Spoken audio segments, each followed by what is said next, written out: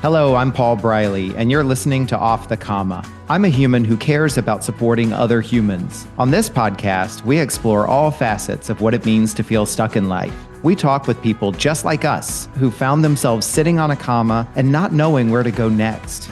We'll unpack the experience with them, where they've been stuck, what it feels like, what they experienced, and what they learned. My goal is to inspire you by seeing yourself in others.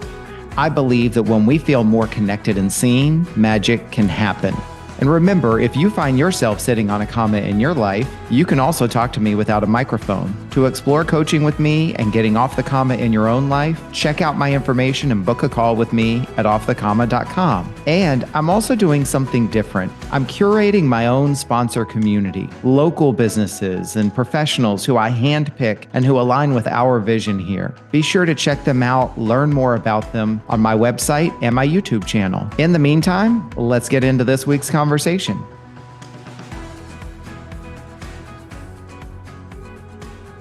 And we are back. We took a little bit of a break in the past month, but we're kind of getting back up to speed again with Off the Comma. And I'm very excited with a brand new episode and a brand new guest. And again, another guest. A lot of folks are coming to me and showing up in my life and being brought to the podcast. I'm very excited because this is somebody I haven't met before. And I'm very much looking forward to getting to know them through their story and add her to our collection of storytellers here on Off the Comma. And with that, I am going to stop rambling. I'm going to introduce Gessie Belizaire. And Gessie, thank you for coming on the podcast and being here to share your story with us. Welcome. And why don't you start by telling us a little bit about yourself? Tell us, how would you like to be known? And then anything else you'd like to share. Absolutely. First and foremost, I just want to thank you for having me on the show. To start off, I consider myself to be the daughter of the Most High God, also a mother of one, a sister, a friend, a cousin, a colleague, a neighbor. And there's so much more, but those titles really matter the most to me and add to the fruitfulness of my life. I definitely hear this element of connection in there in terms of all these different roles and how they serve you and also how they serve others. Absolutely. Yes. Nice. What else would you like to share with our listeners? What else would be important for our listeners to know about you? Yes, and I can share by trade. I work for a non-for-profit in the DC, Maryland, Virginia, DC area. And I also am an author of 2 books, host of a podcast. I also curate events. So I'm excited. I'm excited to be here. I'm excited for this conversation. Great. Involved in a lot of different projects, it sounds like. Can I ask, and I don't want to steal from your story, so if it's like, no, I'm going to get to that, then by all means interrupt me. But when you talk about the different things that you're involved with, what is it that these things center around or focus on? What is the type of work? So a lot of the work is centered around, for my 9 to 5, I work for a non-for-profit that aligns themselves with bringing awareness to empowering women. So it's a social justice organization. So we work alongside women who have been victims as well as survivors of domestic violence. Important work. And all of the other things is more so in the creative space, digital creation, e-courses, books, speaking. I work alongside a lot of single professionals. So that has been wonderful. And we'll talk a lot more about it when we get to the meat of the story. But yes. Okay. Awesome. Thank you. Looking forward to hearing. You're welcome. One of the things, Gessie, that I do before we actually get to the 5 questions is I like to start and say, as you think ahead to the conversation we're going to have the next 40 or 45 minutes, what's your intention for yourself for this conversation? My intention for myself is to show up as my authentic self and to be present, extremely present. Okay. Showing up for yourself and being present. I support that intention, and my intention is to create a space for you to be able to do this. And also, kind of like you and I were talking about before we started recording, is that in helping you put your story out there, that there are folks out there who will hear your story, it will resonate with them, they'll connect with it. Maybe they'll feel a little less alone, a little bit more connected, and in the best of cases, inspired and empowered to do something that maybe they've been secretly wanting to do, or not so secretly. Yes, absolutely. Nice. All right. Well, as with all guests, you and I haven't really talked about your story at all. So I don't know what you're going to be sharing with us. And as with all episodes, we'll go through the same 5 questions. We'll kind of bounce around a little bit and jump in from time to time. Gessie, let's start with the first question. Where have you found yourself sitting on a comma in your life? That's a wonderful question.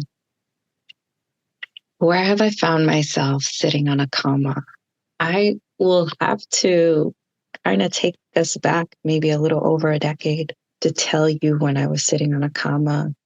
It was a period in my life where I felt extremely stuck. I had just moved out to the DC, Maryland, Virginia area. It was about it. I was attending a master's program at Howard University. I was about a year into my program, and I got pregnant with my first and only daughter. And I grew up, backing up a little bit. I'm Haitian, and so anybody who's grown up Haitian, at least in my household, there's 3 places that you are really allowed to go. And in the language, they all begin with L, but translated in English, they're different letters. It's school, church, and home. And so much of my identity was tied to church. And so when I became pregnant and I was not married, my world was really flipped upside down. And I would say that was the period where I felt like that was the comma in my life. I felt really stuck. I felt trapped, and I wanted to move, but I really couldn't. There was a lot of anxiety and fear and overwhelm over letting people down or letting this idea of who I was supposed to be, and coming to this realization that that's not what took place. And I am, in fact, getting ready to birth a child, and I'm not married to the person that I had the child with. And so it really left me feeling worthless, useless even. And I was really, really confused. And anybody that knows me, when I was growing up, I always said I didn't want to bring a child into this world if I didn't have the time or the means to care for them. And so, having a child not wed was definitely not a part of the plan. I didn't even know if I wanted children. So she was a blessing, but also a really big surprise and an adjustment that I had to make. And so I felt stuck because I thought, I ended up finishing my master's in the allotted time, the 2 years.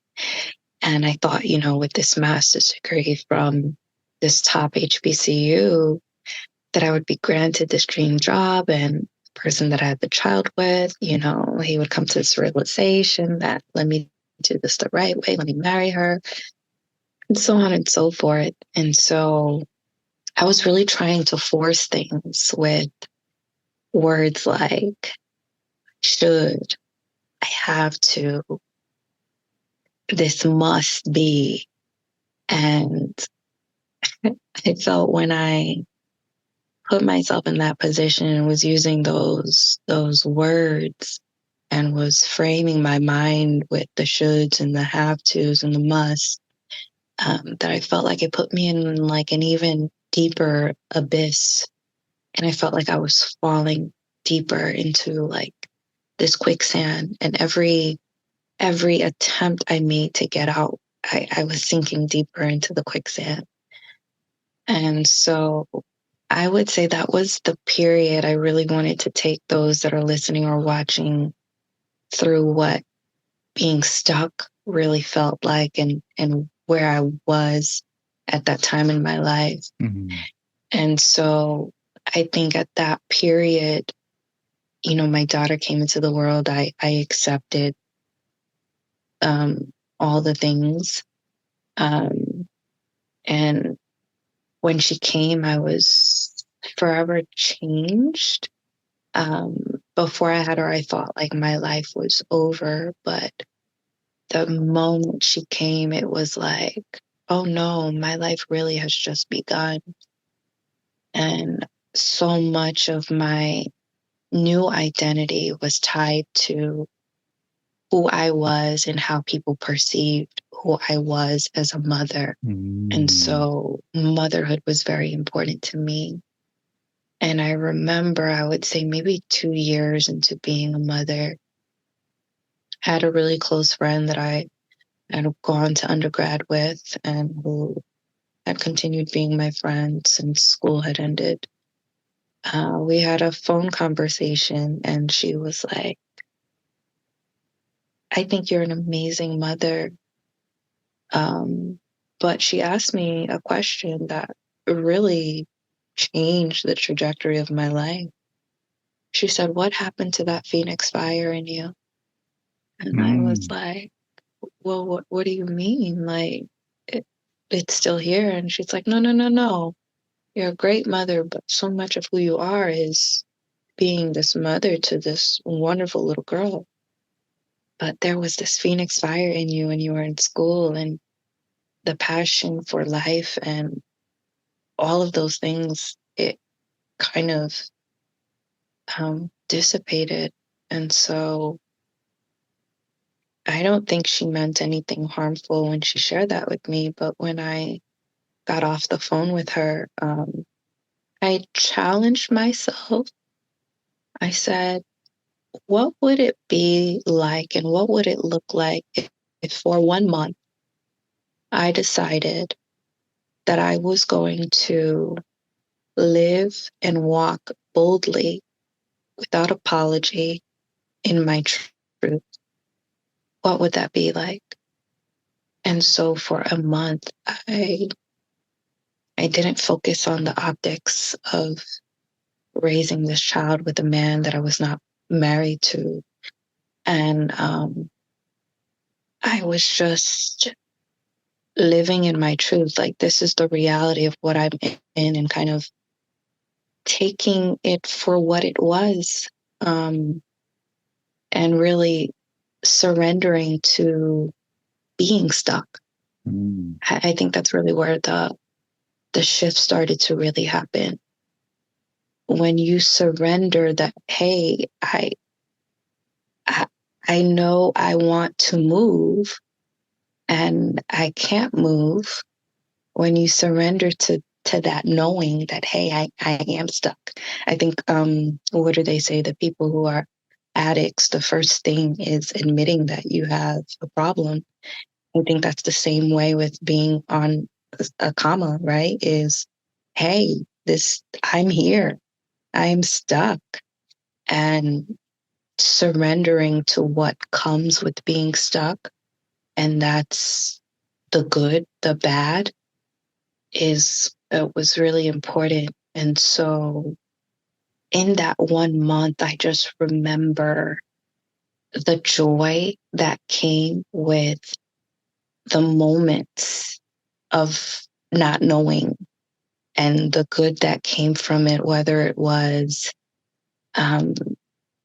being present with my child or overcoming something that was challenging, just really enjoying the moments that make up life. And I really began in that time to lean into my gifts. I have always, as a young girl, I've always kept a journal on and off.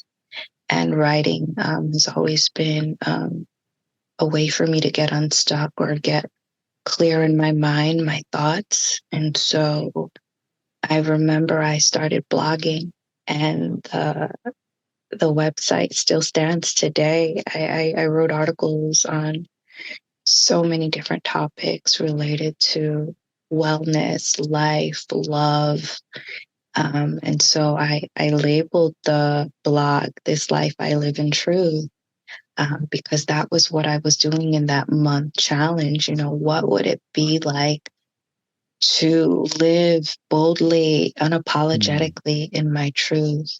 So the blog really started taking traction.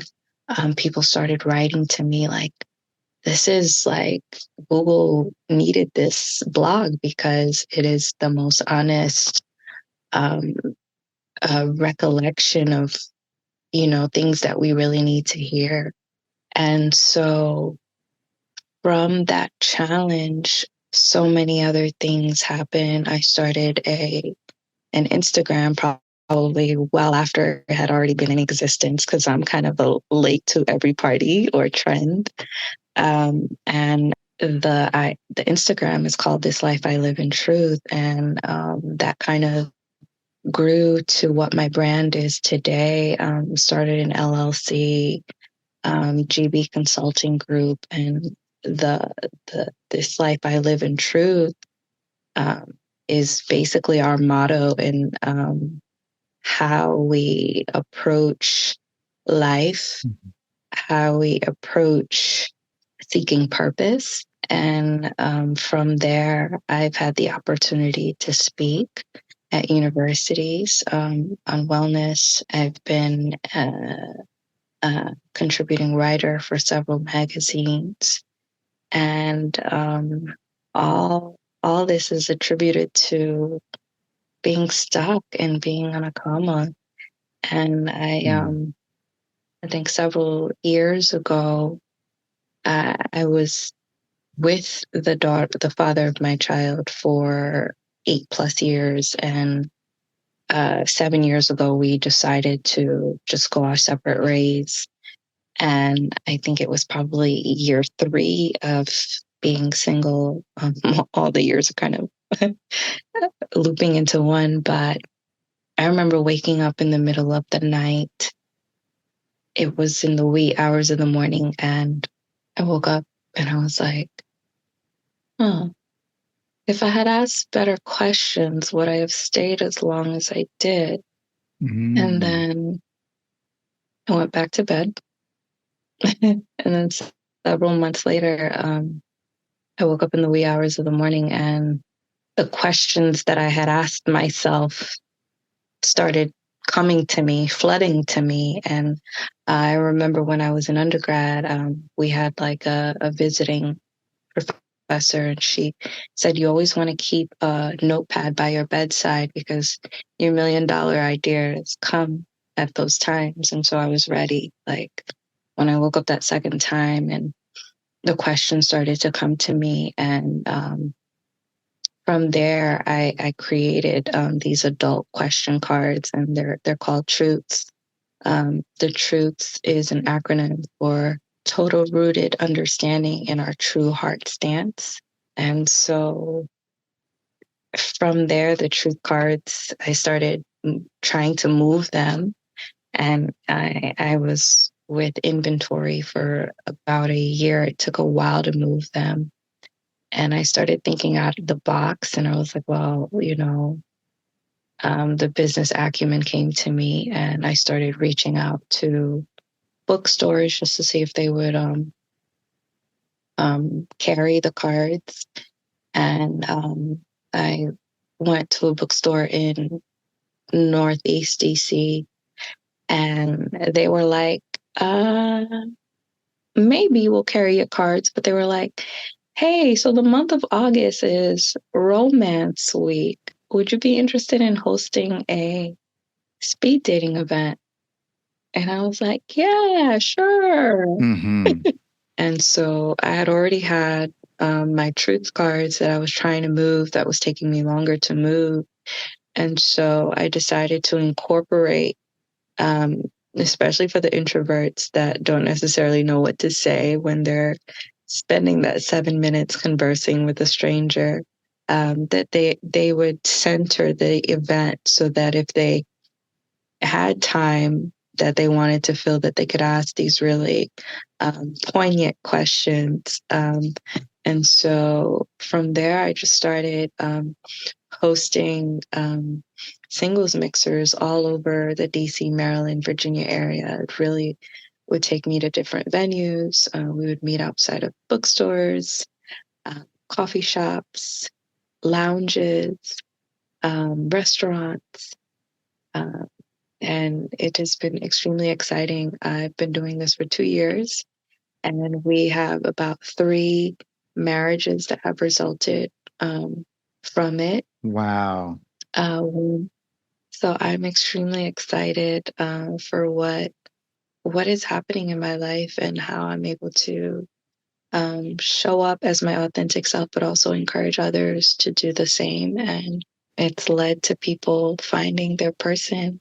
Wonderful. And like how if you surrender and allow yourself to kind of go with the flow and be present, the strangest things or the biggest surprises can pop up and present themselves, right? Like at no point in your earlier story did you say, and I want to help people with dating and connection and romance. And yet look at it now. That is so cool. Gessie, I'd love to, if I may, let me jump in because Yeah, definitely. you're definitely talking about kind of where it has taken you. And I have a whole other question where I want to dig deeper into some of these things you've shared with us so much here.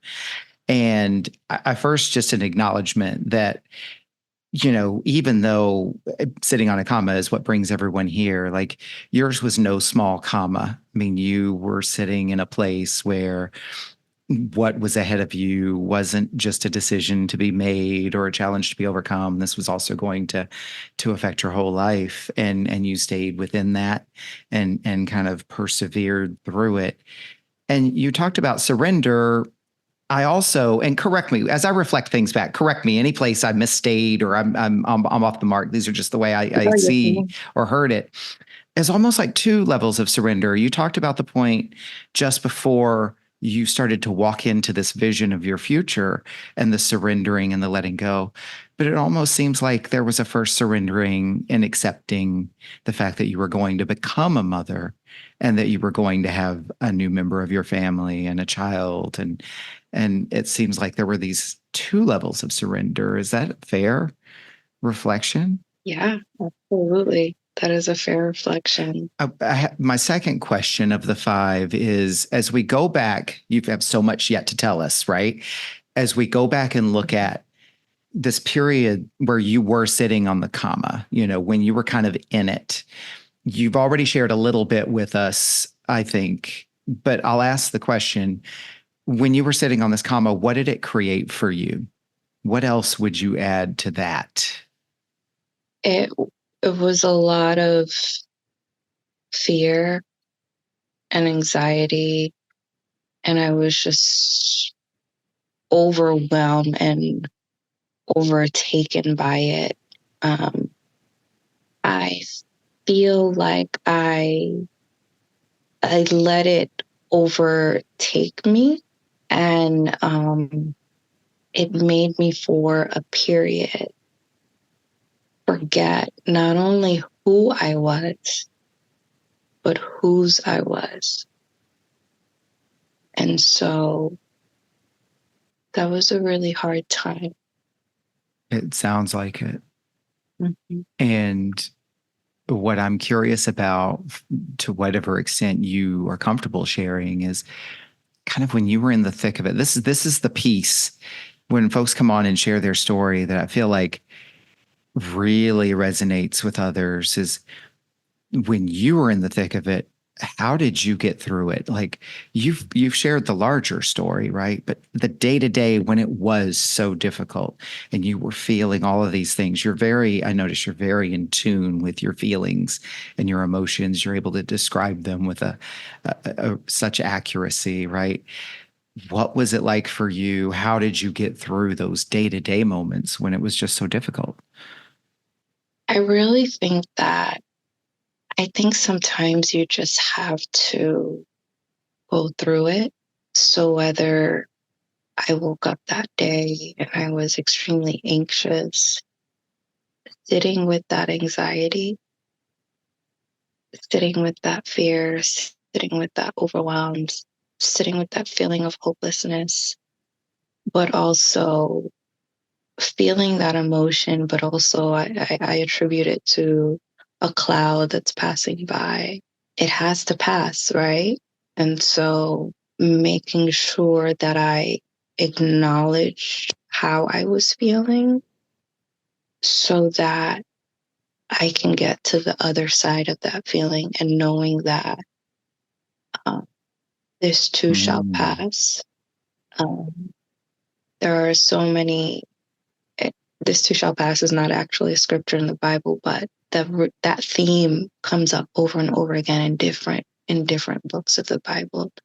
And so understanding that there is no permanency when it comes to life and that everything in a sense is temporary, understanding that whatever bad that I'm experiencing, whatever pain, whatever affliction, that it will pass. But also the joyous moments in life will also pass. And being extremely present. You asked earlier, like, what is my intention for this call? And I mentioned I want to be really present. And I think when I started to reframe my mind in that season of being in a coma, that's really when things started to shift. When you understand that everything that happens to you, whether good or bad, that it is working for like a greater good and that it will also pass, it makes you that more appreciative and present in the here and now. Yeah, I hope I answered your question. Yeah, you did. And I sometimes jump in and self-reference as well. This is obviously your story, but I like to share sometimes. It's like, what did I take from that? Yeah. And I'm so fortunate to be able to hear so many people's interpretations and their versions of what gets them through the hard times, right? Or gets them through the pause. And sometimes people will describe, well, I had this thing that I was looking forward to, right? So there was this kind of thing I might have. And then there's some folks it's, well, this is kind of, and I'm generalizing, this is the work I have to do in order to become the person that I want to do. The way you described it is so beautiful for me because when I go through difficult things, I don't always have a shiny thing at the other end to look forward to. And when you describe just knowing that it will pass, sometimes that is a gift. Sometimes that is a prize, probably for our own unique and different reasons and histories, right? But there's not always some big magical, marketing friendly thing at the other end. Sometimes it's just get through it. Yeah. And then you'll be able to find what's on the other side, right? Sometimes just the getting there. That really, that really stuck for me. So thank you for sharing that. And I just love the way you did share that. You're welcome. Yeah. Let me ask the third question. You've already shared some of this with us, but I love to ask this question. As you look back at the comma that you've been through, what did you learn about yourself as a result of sitting on this comma? I learned that life doesn't end when something unexpected happens to you. I learned the power of the pivot. I learned so much about myself, my purpose. I learned to touch joy as often as I can, even in the midst of adversity, even in the midst of my pain, that it's necessary. What else did I learn while sitting on this comma? Can I ask a specific question based on something you shared with us? It was so powerful when you had this moment that you described where your friend kind of, with the best of intentions, asks the question, "What happened to the phoenix?" And that seemed like a moment of awakening or enlightenment for you. And you said, you know, I surrendered and I learned to walk in my truth. Sounds like there was a lot of learning just in that container, that moment as well. What would you add to that as it relates to what you learned and are learning about yourself? I learned that the Phoenix fire was really it was still there, but it was lit very very dim. And so I learned that there will be people that will enter your life that will try to dim your light, whether Mm, whether it's a job, whether it's a partner, whether it's a friend, a family member. There are light dimmers all over the place, and so um, you can't allow them to dim your light, or you can't allow what you've gone through to dictate how brightly you shine. I think we all naturally are meant to shine. And I learned while going through this comma that who am I not to shine brightly? Who am I not to encourage others? Who am I not to share my testimony? Because who knows, it may serve as somebody else's survival guide. I hear from you also as you were sharing this story, this challenging time that you were through, and yet you were getting through it. You were taking the steps, and then you had this big moment of realization. It seems like there was this shift from why me to why not me, this shift from limitation to why the heck not, or because you flat Yeah. out said, I'm looking for the words, but you said that you were going to take a month to experiment with walking in your truth. Let's talk about that for a second, and then I'll ask the next question. What was that 1 month experiment? What was different from what you had previously been going through? I think for me, perception was so important to me, and um, what others perceived of me and how I looked on the exterior. And um, my daughter's hair cannot be out of place, or that will be a reflection of how I am mothering. And I I started to be okay with things not necessarily looking perfect on the exterior, and I began Mm-hmm. to focus more internally on doing the things that felt good inside.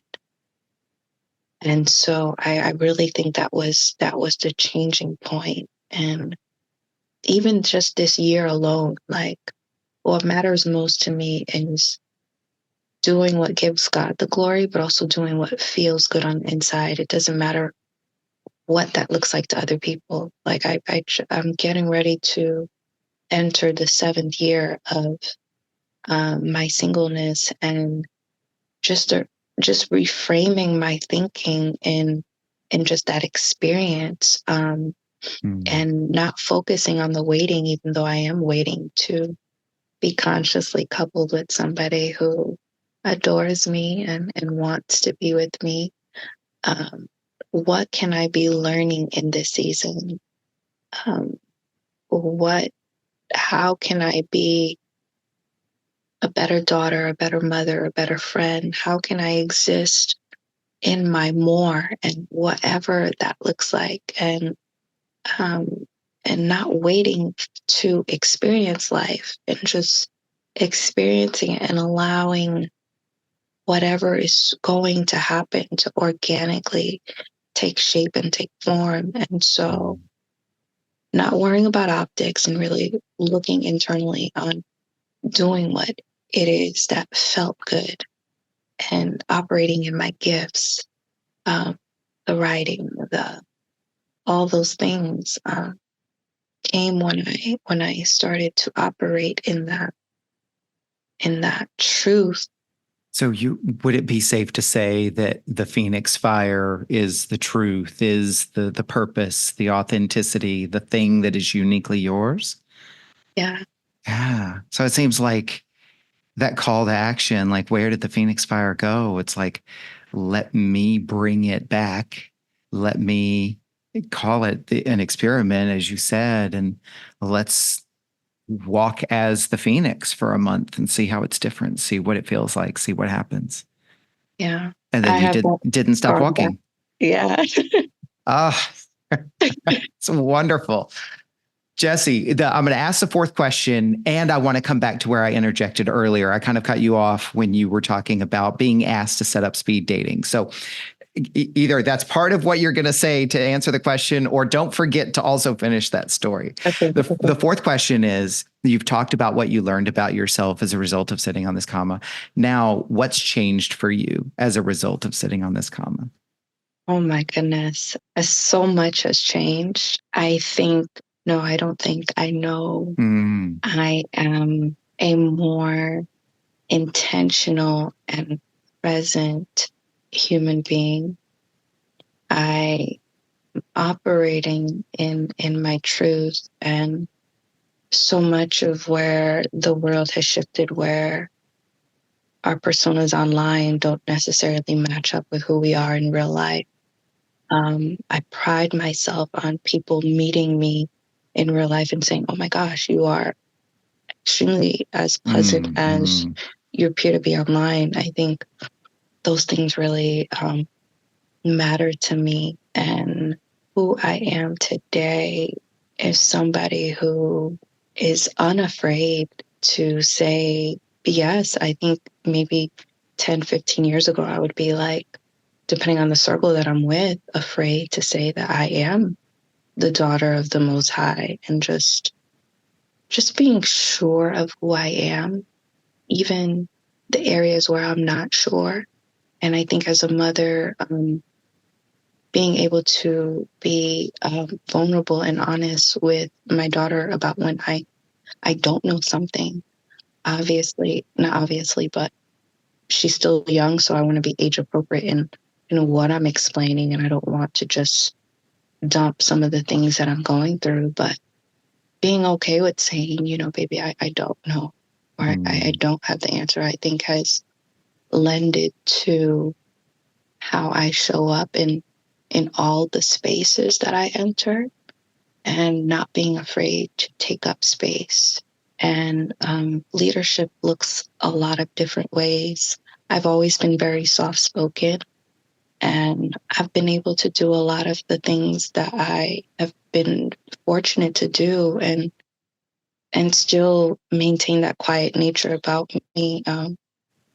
And I think that's wonderful. You don't have to be loud and boisterous. I mean, if that's who you innately are, go for it.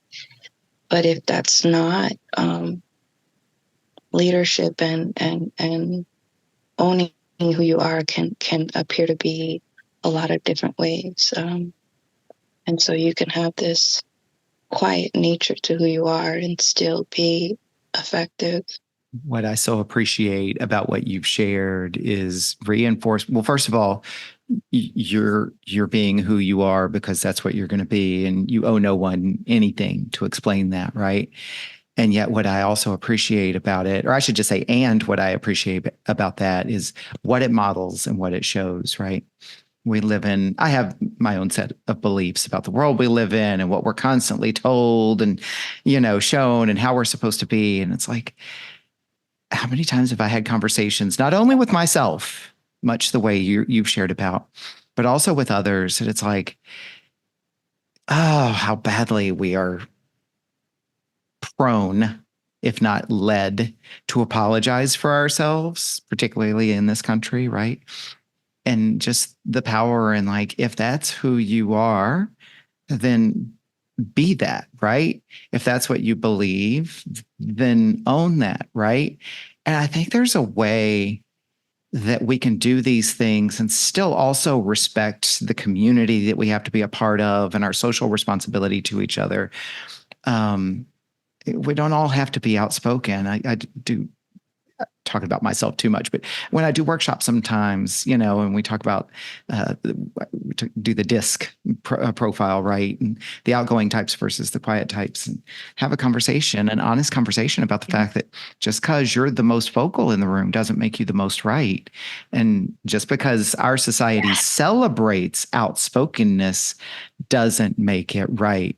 So with that, I'll bring it back to you again and say, not only do I appreciate how you're saying just kind of owning and being who you are, but showing us that it's not just how outspoken you are or how much you have to say that makes you you. Mm-hmm.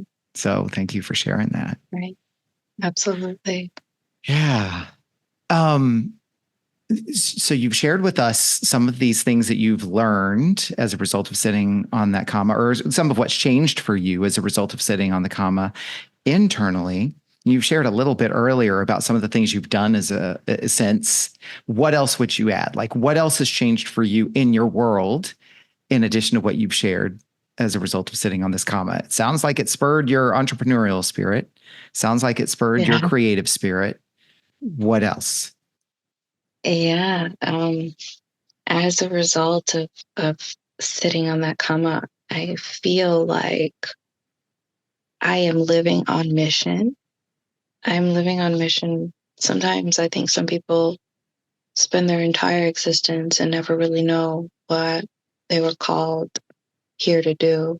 And so I feel extremely fortunate that I know why I came into this world. And I remember very vividly, I was at the laundromat, and I was speaking to this stranger, and we're having a conversation.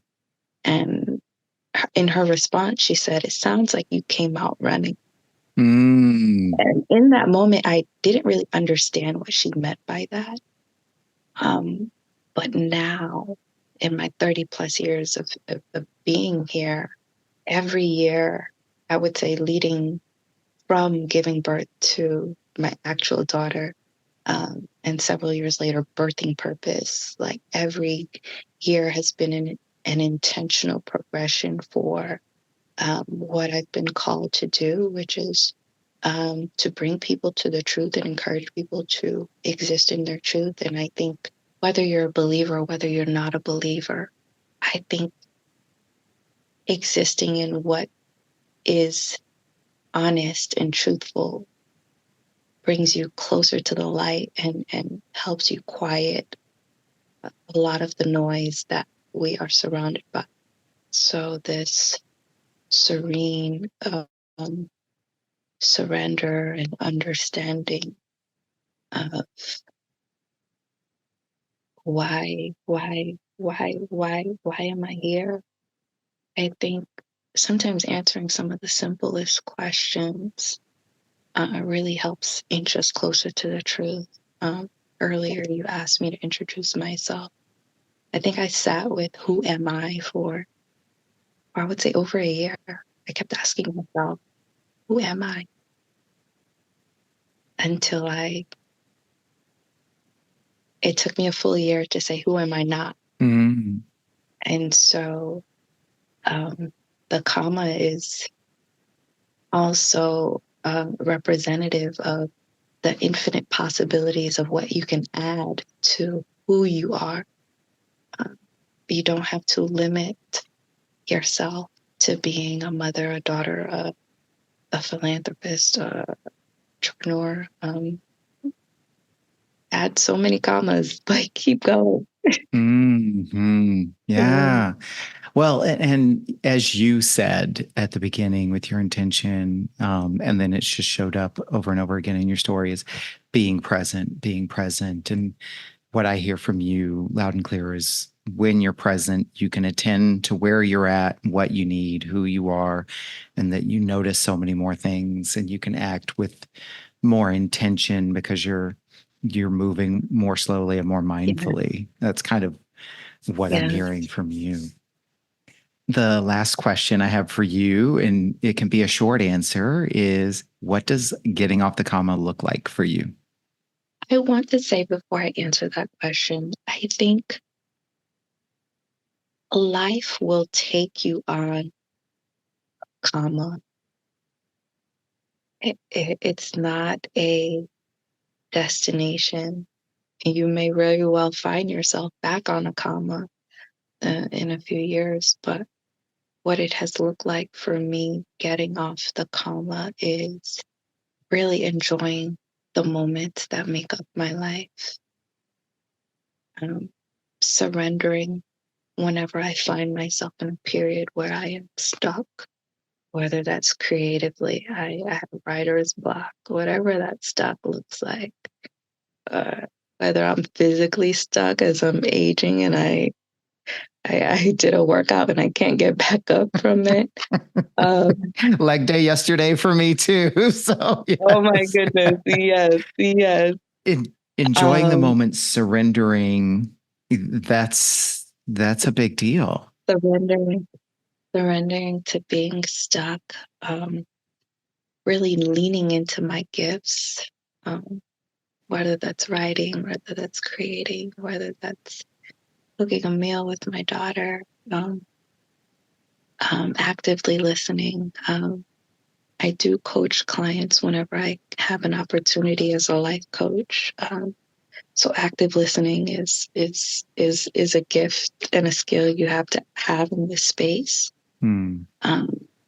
Also letting go and letting God. I am a former type A personality, needing to have control in a lot of scenarios in my profession. And I work in the event space. And so you can plan an event down to the last thing, and things will unravel and kind of go off script or off of what's planned.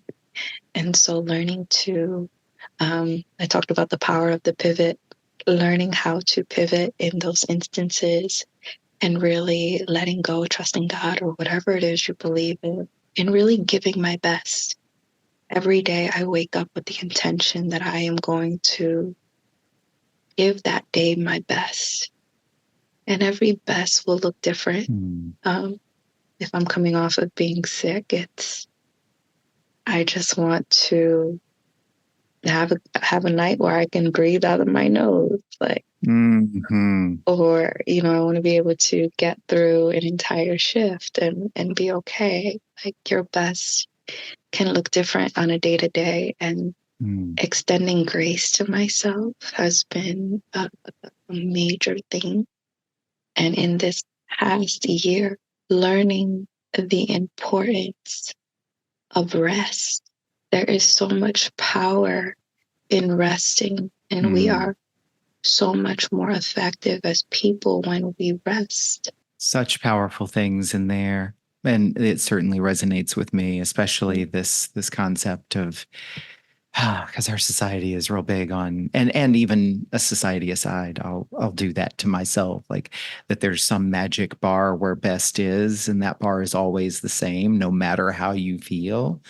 And no, best moves with you and your abilities and capabilities. I so appreciate that. Gessie, as we look back on the conversation, now kind of that we're towards the end and we're going to wrap up here in a second, what would you acknowledge yourself for? Yeah, I think you kind of said it, but I would acknowledge myself for being honest and open. I pray and I hope that it will be helpful to someone.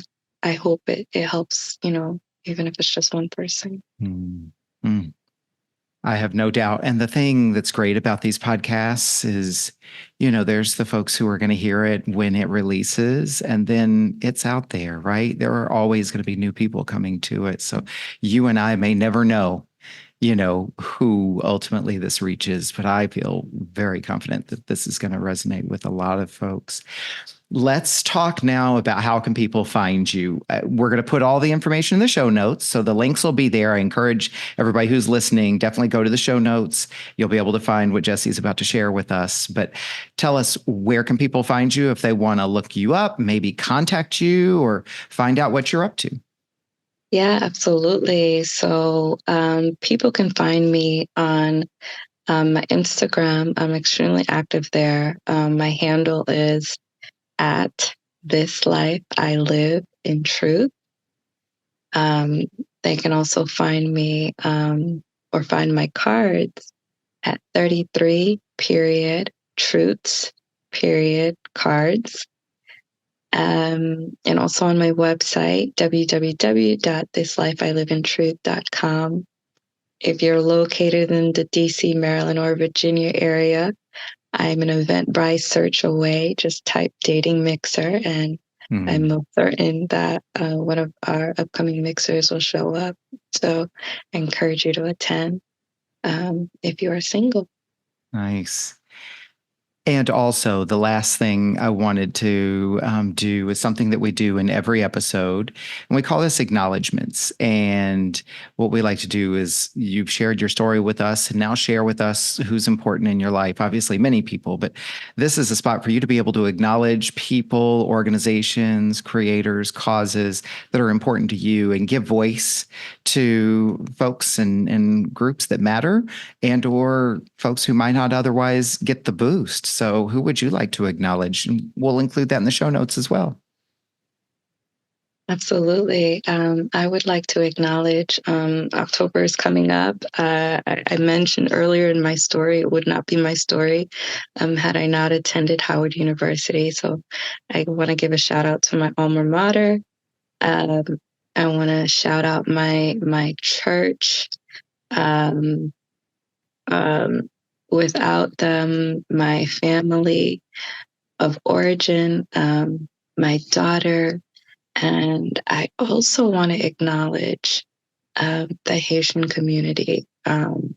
We have been up against a lot during this election, and so I just want to encourage all those that are Haitian, that are living abroad, to just keep operating in your gift and to continue to be a light. Thank you for sharing that with us. And all of these, I can hear how heartfelt these people and causes and communities are to you. Gessie, thank you so much for sharing your story with us today. And obviously, we couldn't cover even a fraction of what you could potentially share with us, but we so value you being able to show up and be open and talk about your experience with being stuck and getting unstuck. So thank you very much. You're welcome. Thank you for having me. Yeah, absolutely. Have a great rest of your week. You too. What an honor it is for me to witness these powerful stories. I hope you feel the same way too. Think about what you learned from this conversation. What stood out for you? What challenged you? What inspired you? And I encourage you to write it down in some form of journaling and reflection.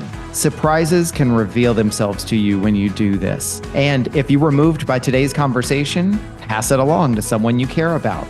Let's spread the word. Let's continue to build connection. And if you do discover something you'd like to unpack further, book a call with me and let's talk about it. My links are in the show notes.